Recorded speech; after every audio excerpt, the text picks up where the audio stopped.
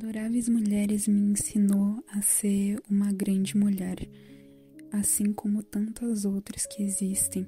E eu não digo de uma forma supérflua, como só me basear em sonhos, em planos, ou o que eu necessariamente deveria ser como uma mulher, como a sociedade diz, mas sim de uma maneira filosófica muito bonita e muito bem representada por 4 irmãs durante uma guerra civil americana, que elas passam por dificuldades com a mãe e elas mostram formas e diferentes perspectivas e ambições com cada uma delas. Nós temos a Jo, Beth, Meg e Amy. A Jo é representada como uma mulher livre e uma mulher que tem rebeldia dentro do coração dela. Ela quer viver da sua escrita e para ela isso é a única coisa que se importa, fora um casamento, além de um marido, além de o que a mulher deveria ser para um homem. E é incrível como a Jo, ela representa toda a liberdade que uma mulher busca. Ela não quer se casar, ela não quer viver sendo sustentada por um homem, ela quer trazer o seu próprio sustento, ela quer buscar a sua própria individualidade. E das 4 irmãs, ela literalmente vive disso. Ela que é a primeira que confronta as irmãs sobre essa ideia de casamento, a própria mãe. Porque, pense comigo, o que é uma mulher sem sua individualidade, sem seus sonhos, sem seus apreços, sem seus caprichos? Não tem nada nesse mundo que possa definir uma mulher hoje em dia além disso. Homens nunca vão e nunca terão esse poder total de definir o que uma mulher é e o que ela deve ser. E Jo fala muito bem sobre isso. Mesmo ela tendo um, digamos, melhor amigo que se apaixona por ela, o Laurier, e ela acaba criando sentimentos por ele também, ela deixa claro durante o decorrer do filme que mesmo assim ela não abdicaria seus sonhos para estar com esse homem. Ela tem conflitos internos quando se trata de amor, ela tem complicações para dizer o que ela sente sobre ele, e até em um momento do filme ela fala com a sua mãe e a mãe dela indaga e questiona: "Você o ama?" E ela diz: "Eu acho que se ele me pedisse uma segunda vez para que eu aceitasse, eu aceitaria." E a mãe pergunta de novo: "Você o ama?" E ela responde: "Eu prefiro ser amada." E a mãe diz que ser amada é diferente de amar. E isso traz uma reflexão fortíssima que, se você vê de um jeito supérfluo a primeira vez, você pensa: "Uou, Jo é egoísta, ela não quer amar seu homem, ela não quer um parceiro, ela só pensa em si." Isso é uma atitude de uma mulher que não sabe o que quer ou sentir por alguém. Porém, isso tem um significado muito mais profundo e complexo quando se trata de uma mulher ser admirada, de uma mulher ser ouvida. E Jo, quando diz que quer e prefere ser amada, quer dizer que ela prefere ser uma luz, ela prefere ter um brilho. E isso também não se trata necessariamente só do homem, mas num contexto geral. Uma mulher ser vista, principalmente naquela época, é tudo que a Jo poderia desejar. Porque se colocarmos num contexto como até nos dias de hoje, mulheres são observadas, mulheres são criticadas, e a gente não se resume a isso. Mulheres têm tantos sonhos, têm tantas vontades, têm tantas ambições, que até a gente mesma se perde, sabe? Até mesmo a gente fica confusa com tantas possibilidades que a gente quer para nós mesmas. Não é à toa que lutamos por tantos anos por direitos e pedimos por isso, pela oportunidade e pelo menos a permissão de termos sonhos, de podermos alcançar e andar até esses sonhos. Então, Joe diz isso, Joe retrata sobre isso. E eu acho que a gente, nós meninas que somos tão presas e que guardamos tudo tão pra si, assim como eu, e que não conseguem falar direito sobre o que sentem e não sentem que são ouvidas o suficiente, a gente tem que ser mais como a Joe, a gente tem que ser mais ousadas, não só rebeldes de deixar um homem de lado quando necessário, porque nem todos são bons, de não só perceber que o casamento pode sim ser bom, mas ainda assim nós somos mais importantes. Nós mulheres podemos sim buscar os nossos sonhos como um fato e um ato de rebeldia. Então devemos ser mais como a Joe, devemos ser mais rebeldes e ambiciosas e sonhadoras e uma infinidade de coisas que a gente deseja ser. A Maggie, no decorrer do filme, ela traz uma forma e perspectiva totalmente diferente de Joe. A Maggie fala como os sonhos dela, por mais que sejam diferentes, não significam que não são importantes. E a Maggie deseja se casar com um homem e viver a vida com ele mesmo, ele sendo um professor e de família humilde. Ela, mesmo assim sendo a mais velha, ela decide viver esse romance no qual ela tá não presa, mas sente o carinho e afeto da ideia de se tornar uma mãe, ter uma família e uma casa a se zelar. E tá tudo bem. Por mais que a Joe mostre essa forma de uma mulher empoderada, segura de si, tão cheia de sentimentos e luta pela individualidade, Maggie mostra que tá tudo bem, tá tudo certo e você não precisa se culpar ou se sentir presa à ideia de ter uma família tradicional com um bom homem, um bom marido e criar seus filhos. Você não precisa ser forte o tempo todo sozinha. E Maggie fala muito sobre isso. Você não precisa lutar sobre as suas próprias lutas sozinha. Você não precisa estar o tempo todo achando que o mundo e o peso tá nas suas mãos por conta dos seus sonhos. Tá tudo bem você querer ter um marido e viver bem e humilde com isso. Depois, no decorrer da vida delas, a gente também tem apresentado a Beth, ou Beth, que é uma das irmãs que tem um peso crucial e muito emocional para cada uma delas. Beth, ao ajudar e tentar trazer sustento à família, ela acaba indo cuidar de outras famílias de doentes e ela ganhava um dinheirinho com isso para sustento.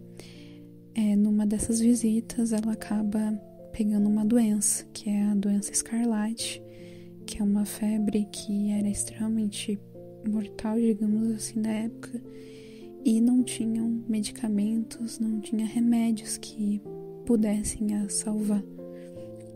A Beth, ela representa a inocência. Ela tinha sonhos, ela tinha vontades, ela queria ser pianista e ela era o coração puro e inocente da família. E eu acho que ela foi incrível e ela é a melhor que fala sobre como a gente é inocente. Não, às vezes nem retratando só como um universo feminino, como parte desse universo, mas ainda assim como a gente tem uma menina dentro de nós. E sempre também há um menino dentro de homens. Aquela coisa que faz a gente ter uma visão do mundo com tanta pureza e inocência, entende? Ela traz essa perspectiva de que e essa visão que o mundo e a alegria e sonhos são uma forma de esperança. Poesia, romance, arte são tantas coisas que podem formar a individualidade da mulher e ela como ser. E quando isso é tirado, quando a inocência é tirado, é complicado. E Beth morre quando ela adquire essa doença e ali causa um impacto e evolução de personagem com as outras irmãs, que às vezes a inocência também morre.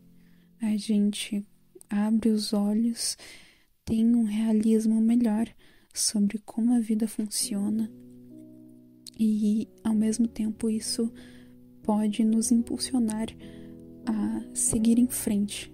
Às vezes a gente perde a nossa inocência, a gente sente dor do mundo, a gente sente como a maldade pode existir, que coisas inevitáveis podem acontecer, mas ainda assim a gente tem que seguir em frente, mesmo com a perda da inocência. E falando sobre a Amy, ela é a irmã mais nova entre as 4. Só que eu acho que ela traz um peso muito grande sobre ser um pilar familiar. Enquanto as outras irmãs tinham sonhos, as duas que ainda estavam vivas, a Jo e a Maggie, seguiram seus planos mesmo de forma diferente. A Amy por muito tempo teve que decidir e recorrer a ser, na verdade, não seus próprios sonhos e ser necessariamente uma mulher ambiciosa que tinha essa liberdade, mas sim como uma mulher que deveria ser perfeita para fazer a família sobreviver. Numa parte do filme, a tia delas, uma mulher, fala para ela que a família dela está perdida e que ela deveria ser a que vai promover a segurança da família. Ou seja, ela teria que se casar. E eu gosto muito da Amy, pra ser bem sincera com vocês. A Amy mostra como a gente tem que, muitas vezes na nossa vida, se sacrificar pelo bem da família. Tantas mães, tantas parentes, tantas mulheres deixam os seus sonhos para justamente ver a família segura e bem. A Amy retrata muito esse peso, então tudo que ela faz na vida dela, ela tenta fazer com perfeição, ela planeja, ela se apaixona mesmo assim, ela é apaixonada pelo Laurier, que é o melhor amigo de Joe, mas ela ainda assim, mesmo tendo paixão e sentindo inveja da irmã por Laurier ter se apaixonado pela Joe e não por ela mesmo assim prefere e tenta manter o pilar familiar. Então ela busca ser uma artista, ela começa a pintar e tentar expressar a sua criatividade, mas essa cobrança que ela recebeu fez dela se buscar por uma perfeição e uma autocobrança que ela se frustrava e que sentia que não podia lidar sozinha. E num momento do filme, ela diz a Laurier, que se aproximou dela depois de alguns anos, que ela prefere ser tudo ou nada, que ela não se sente suficientemente boa, que ela não é uma poeta como a Joe, que ela se sentia sempre atrás de Joe. E às vezes isso traz também a ideia de que mulheres se comparam. e que não necessariamente há uma grande rivalidade nisso, mas há comparações entre mulheres que buscam ser as melhores e perfeitas para um homem, um bom marido, para prevalecer a família, e como elas podem se comparar a uma mulher jovem e rebelde que não se prende a isso, porque ela é justamente cheia de sonhos e cheia de possibilidades, que outra mulher que busca só promover a família e ter que cuidar da família por uma obrigação, muitas vezes não pode ter isso. E nada mais é tão representado como as mulheres e como mães nos dias de hoje. Existem muitas mães, principalmente de famílias humildes, que não têm essa possibilidade de viver um mar de rosas ou um mundo cor-de-rosa como outras mulheres que são solteiras têm.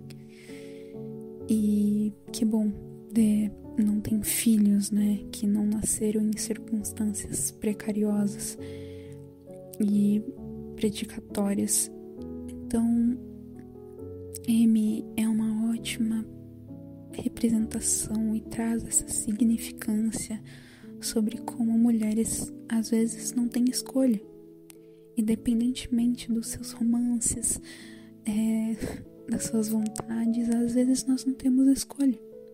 E isso é uma dor e um realismo que a gente carrega numa sociedade patriarcal.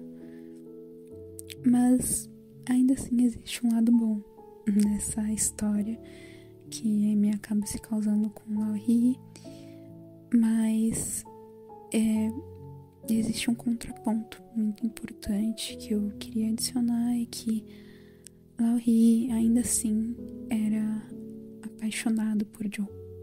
Quando decidiu se casar com a Amy é porque Joe já havia o recusado, que ela não podia continuar com um homem, sendo que ela queria ser grandiosa.